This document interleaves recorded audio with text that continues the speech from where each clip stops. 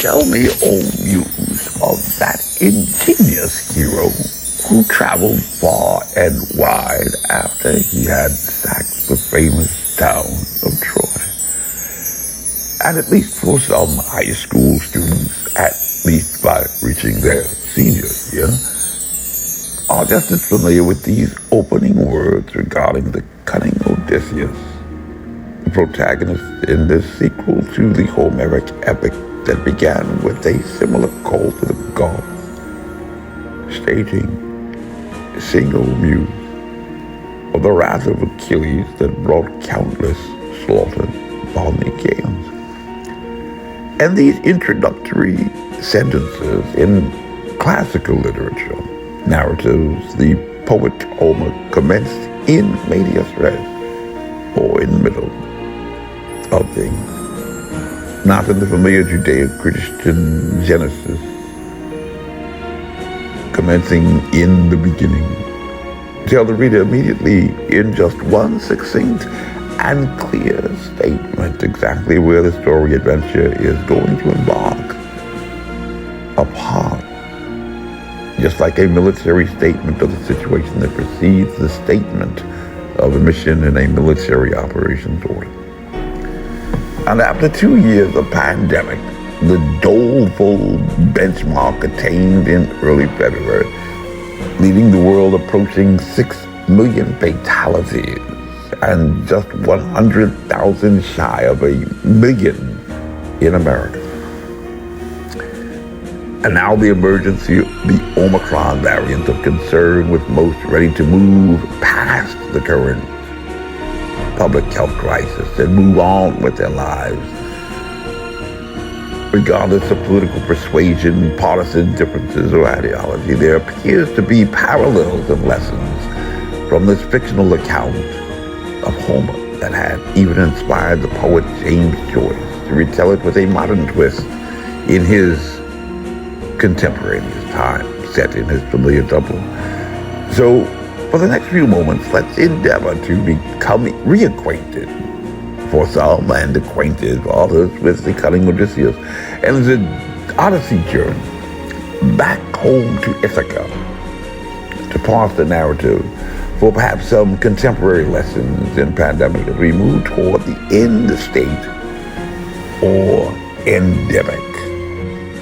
We have the Muse song at the very outset. And for those who are not immediately prompted, to the broader outline provided for the story to begin about this protagonist, Homer continues to expound and amplify to provide more detailed meaning, writing, "Many cities did he visit. Many were the nations with whose manners and customs he was acquainted. Moreover, he suffered much by sea while trying to save his own life. And bring his men safely home. But do what he might, he could not save his men, for they perished through their own sheer folly in eating the cattle of the sun god Hyperion. So the god prevented them from ever reaching home."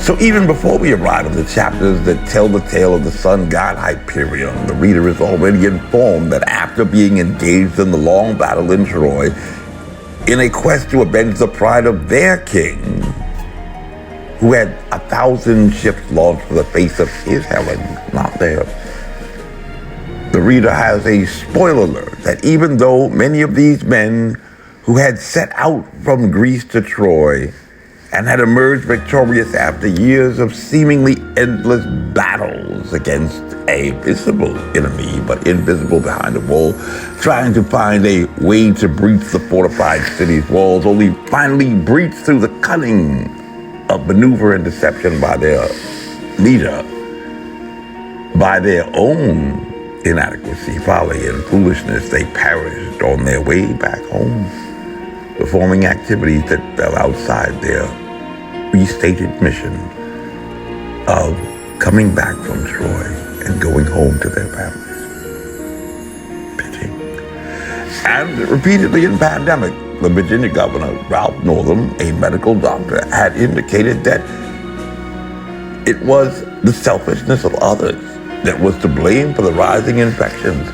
It was the selfishness of others that caused the surges and the spikes in infection. It was the selfishness of others that caused the pandemic pathogen to continue to rage out of control, defying cancellations of non-essential social gatherings, shelter-in-place orders, non-medical grade facial coverings mandates, and even what have been described as amazing vaccines developed and approved at warp speed, but suffering breakthrough infections. Just recently, Rochelle Walensky, the CDC director, another doctor, reiterated that this virus isn't stupid, but human behavior has not served us well. This is why you have your continuing pandemic. So if we continue to have a public health crisis, essentially we had brought it upon ourselves. And if we had only been compliant, fully compliant, this situation would have been resolved a long time ago. And the same argument might be made for climate change. And we can just assign those fatalities under the Odysseus framework to those men of Ulysses who had perished through their own sheer folly in eating the cattle of the sun god Hyperion. And perhaps for some that is a satisfactory explanation. But for those who are not immediately prompted to the broader outline provided by the story to begin about his protagonist, Homer continues to expound and amplify to provide more detailed meaning, writing, "Tell me too about all these things, O daughter of Jove, from whatsoever source you may know them." Whatsoever source you may know them. So now all who escaped death in battle or by shipwreck had got safely home except Ulysses. And he, though he was longing to return to his wife and country, was detained by the goddess Calypso, who had got him into a large cave and wanted to marry him. But as years went by, there came a time when the gods settled that he should go back to Ithaca. Even then, however, when he was among his own people, his troubles were not yet over. Nevertheless, all the gods had now begun to pity him, except Neptune, who still persecuted him without ceasing and would not let him get home. And so we find a bit of pity for the protagonist Odysseus, so named for his 24th chapter Odyssey, for the wars in Troy, or Ulysses, the name preferred by James Joyce in his tale about Leopold and Molly Bloom, because his delay in returning home to Greece and to his son Telemachus, Stephen Daedalus in Bloom's account, and to his devoted wife Penelope, or Molly in Joyce's account, who in Ithaca is under siege, or in Dublin, under siege by a long line of new suitors who wish to replace the estranged husband Odysseus, assumed having been gone for so long to be dead. Last seen by kings Nestor and Menelaus, with whom his son Telemachus seeks counsel in a quest to find his lost father, who is trapped by the lusts of Calypso. His escape by a raft constructed of palm trees, like the hero in Papillon from the island, played by Steve McQueen, and his shipwreck by Poseidon coming ashore among the Phaeacians after he was discovered by Princess Nausicaa, who treated him to a banquet. He tells about his daring raid on Isthmus, his stop in the country of the Lotus Eaters, his trip to the island of the Cyclops, and his quick thinking in blinding the Cyclops Polyphemus and escaping his lair. And how this had angered Polyphemus' father, Poseidon. He had killed the son of a god, blinded him. And to be certain in pandemic, if there is a hero who has been celebrated at the bank banquet table for his cunning and past successes and adventures, it would have to be the president's top medical advisor, Tony Fauci, who had served under presidents since Ronald Reagan, who had appointed him back in 1984, the year of the Orwellian tale. To be certain, Homer's Odysseus, like perhaps even Tony Fauci, certainly had a sea of outrageous fortunes, tricked by a gift from the more cunning Aeolus, with the winds that blew him off course to Aeolia after they had opened it. An ambush-style stratagem and trap, much like the stream of emails that became the subject of great controversy, a narrow escape from the cannibals on the island of the Laestryjonians, where only one boat and a handful of his men escaped with their lives. Much like the persistent attacks from Republicans like Jim Jordan, Rand Paul, and Tucker Carlson, their escape to Aya, only to be seduced by the beauty of Circe, who transforms them into pigs with spells, to which Odysseus found a herd immunity after vaccinating himself for the miracle magical herd moment, and convincing Circe to release his men, therefore. Just as presently the Pfizer, Moderna, and Janssen vaccines have granted more freedom and release for those who have volunteered to be compliant and be administered the vaccines to finally enjoy freedom from the 2-year-long pandemic. And it is here at Book 11 of 24, almost literally in medias res, the reader is introduced in this Homeric epic to the narrative that precipitated his seduction and enslavement by Calypso, imprisoned. Going full circle back to the beginning of the story and the introductory song of the muse, like a looping device in the narrative, but this provides the reader an opportunity for reflection on exactly how the protagonist, be it Joyce's Ulysses character, Leopold Bloom, Homer's hero of the Trojan War, or even perhaps a modern protagonist, got to this point in the story. He had arrived there from some known starting point of origin, or genesis, and this origins narrative in a significant way determined the later outcomes, the trajectory, and resultant fates of everyone in it.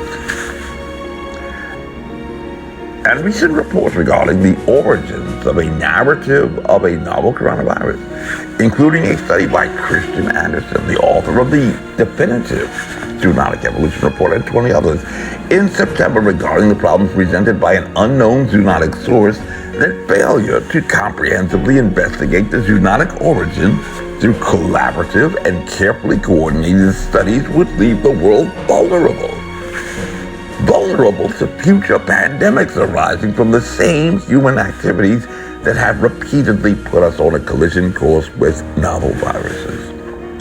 And a recent re-examination of the competing theory of lab theory escape and zoonotic evolution by 2 British scientists and 1 climate change specialist at NASA for the Scientific American, which had unprecedentedly granted its endorsement to the candidacy of Joe Biden in 2020, suggests that the elusive origins of a novel coronavirus will continue to present problems, shiny objects, because it is essential knowledge of the nature of a novel coronavirus to become its master and no longer its slave, just as Odysseus had to become to Calypso until he learned how to escape.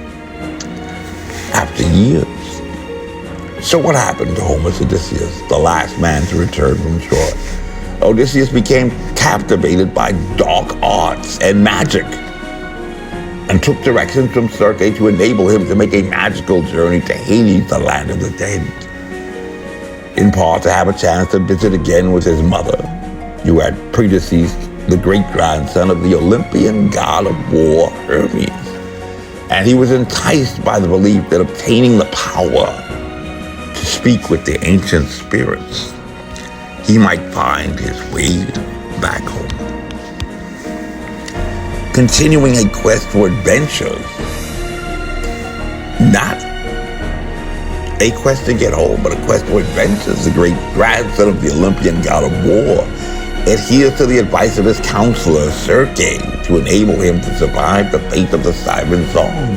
He negotiated the Straits of Medina, passing between the jagged rocks of Scylla and the whirlpools of Charybdis. He loses his starving crew who attempted to eat the sacred cows belonging to the god Apollo, or Hyperion. Pushed all the way back to the whirlpools of Charybdis by storms created by the angered god.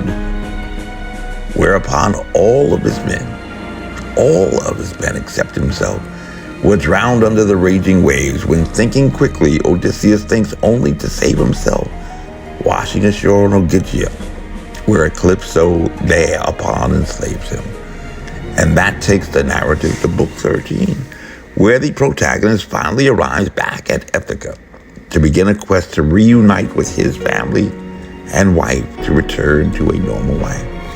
But what becomes clear is that it was not just the anger of Poseidon that prolonged the journey home of the great-grandson of Hermes, the Olympian god of war, who had done work in defense industry. Odysseus had as much foolhardiness in him as his men who had angered Hyperion, Apollo, the god, and who suffered those consequences. And in the end, at least for his crew, who drowned beneath the waves in the Straits of Medina, the first thought of Odysseus was not mission first, men always before myself.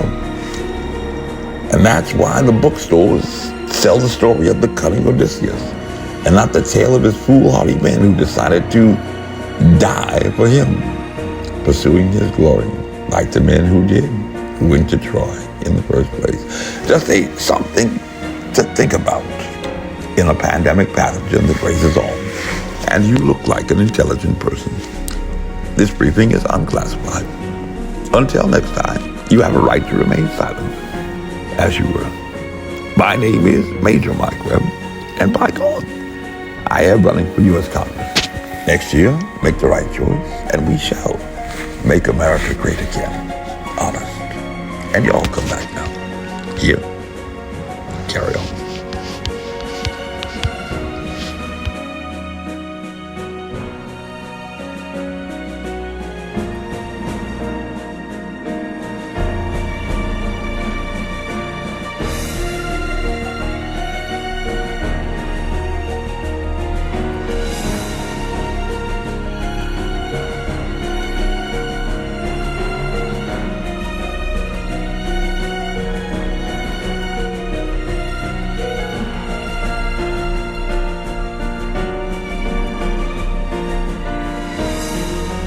This advertisement was authorized by Mike Webb.